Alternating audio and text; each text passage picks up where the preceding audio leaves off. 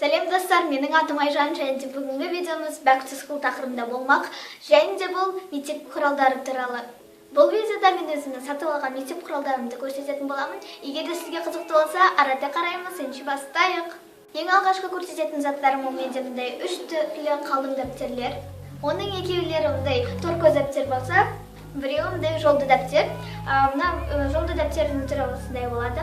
Өте әдемі, өте әдемі пейзаж стилі, сондықтан алдым. Ал мына екеуі маған өте сондай ашық, өте көңілді көтеретін сондай дәптерлер болып көрінді, әсіресе мына. Ал мен мына бір дәптердің сыртын өзім әдемілетуді шештім.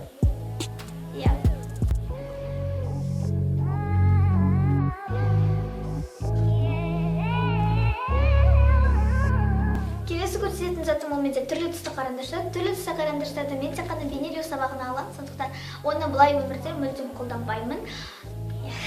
Сондықтан тек қана 6 түсті қарандаштарды ала салдым. Бұның барлығы маған жетеді. Келесі көрсететін затым ол менде мындай альбом. Бұны қарандаштарды бейнелеу сабағына қолданатын боламын. Ең арзан, ең қарапайым альбом. Бұл туралы артық ештеңе айта алмаймын.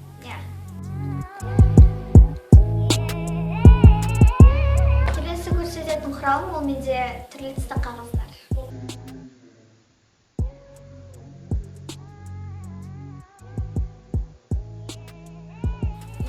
Білем, ол жерден смешарикін сурет тұр.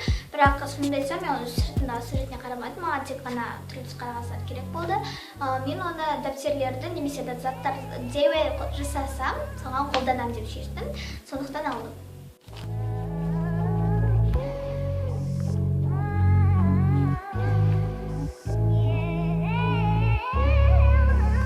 Көрсететін заттарым өте әдемі, ол міне 2 пеналдар, біреу осында қара түсті Something деген сөзімен. Бұл жерде қара түсті пеналда осындай ақ түсті 3 бұрышта салынған, ал келесі ол менде көгілдір және де ашық қызғылт түстес пенал. Бұл жерде менде пончик тұр, пират тәрізді пончик. Өзіме өте қатты ұнағандықтан екеуін бірден ала салдым. Менің ойымша, мен сабақ оқу жылында бұны алмастырып ұстайтын боламын деп ойлаймын. Өздеріңізді қарап көріңізші, өте әдемі емес пе? Біреуі сондай кавай стилінде болса, біреуі менің стилімдегі болады. Мына екеуі, бірақ екеуін де алғым келді, екеуі де әдемі. Сондықтан алдым.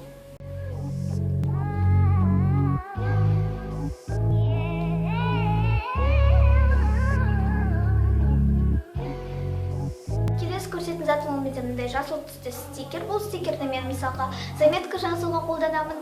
Стикер, шын десем, өте пайдалы нәрсе, сондықтан мен әр жыл сайын стикер алып тұрамын.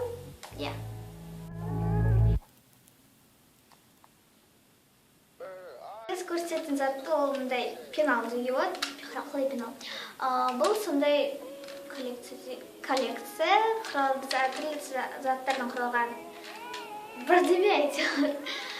Бұл жерде қара түсті ручка міне мынандай, сары түсті хайлайтер,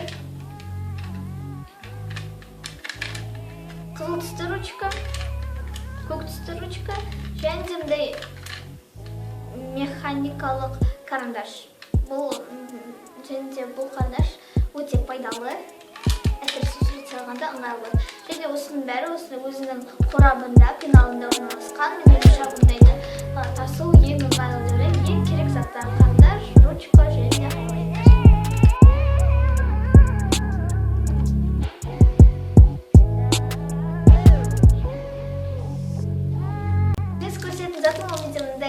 Екі өшіргіш, біреуі мангустиннің кесілген түрі, ал біреуі жүзім. Бұны әдемі болғандықтан алдым, және де өшіргіш маған керек, сондықтан алсам. Bakın қарап көріңізші, қандай әдемі.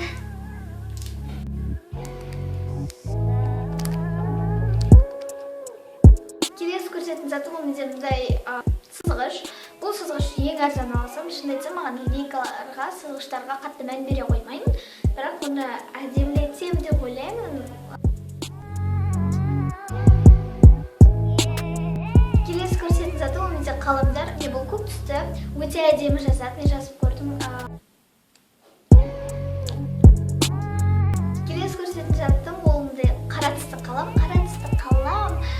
Мен оны өзімнің артбугімен күнделігімде қолданатын боламын. Мен оған мысалға ютубтағы видеоларға идея жазғанда көбінесе қара қаламмен жазамын, себебі маған қара қалам ұнайды, қара қаламмен жазған. Және ол мен сурет салғанда, оны суреттерді орысша айтқанда обводить еткен ұнайды. Сондықтан қара қалам ешқашан зиян болмас. Және менің одағымда да қара қалам бар, сондықтан. Келесі көрсететін затым ол менде мындай жай қарындаш. Бұның үстінде моншағымен және өзі қара түсті болып жасалған. Маған осындай қарындаштар ұнайды. Үстінде моншақтарымен. Ол өте әдемі көрінеді, сондықтан алдым.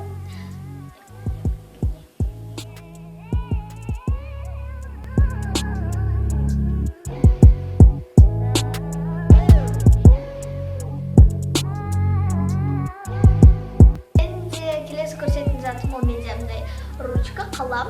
Бұл осындай кавай стилінде істелінген. Менде кавай стилінде екі зат бар. Бұл көрдіңіздер деп ойлаймын. Не осындай қалам, көк түсті. Ол мына жерде қыздың суретімен, бірақ не қызда шаш, құлақ шығып тұрамын білмеймін. Және де мына жерде қыздың суреті бар.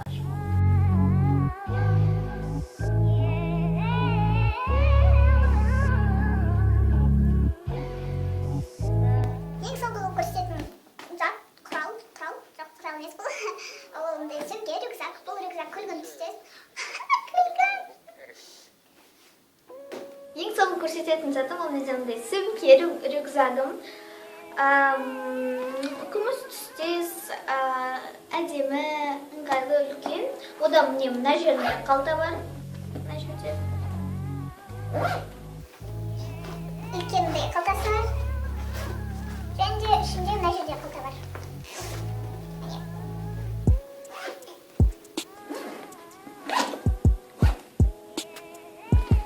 Өте ыңғайлы, ішіне көп заттар сыйып өтеді.